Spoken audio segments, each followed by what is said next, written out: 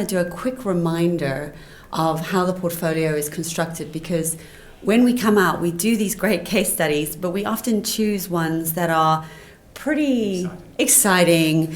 And then I think people go away thinking that we specialize in like music royalties or something. We really don't. And the majority of the portfolio is still very boring. But what we do, just as a reminder, we go around the world looking for those very specific types of investments, and we ensure that we have a very diversified basket of underlying assets. So we don't just go and buy global shares because we feel excited about that. We always make sure that our underlying portfolio is extremely diversified. And you can see there's always a big equities or shares exposure, there's always a bond exposure, and then there's things like private equity, hedge funds, real estate, music royalties.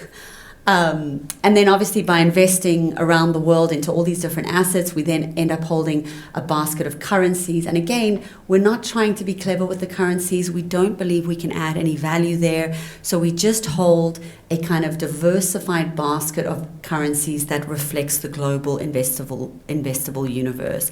The exception being the Aussie there. If we pick up any currencies that are a little bit exotic, we hedge them back into Australian dollars because obviously the company is in Australian dollars. And just as a reminder how that looks, these first two waves are the assets and the currencies.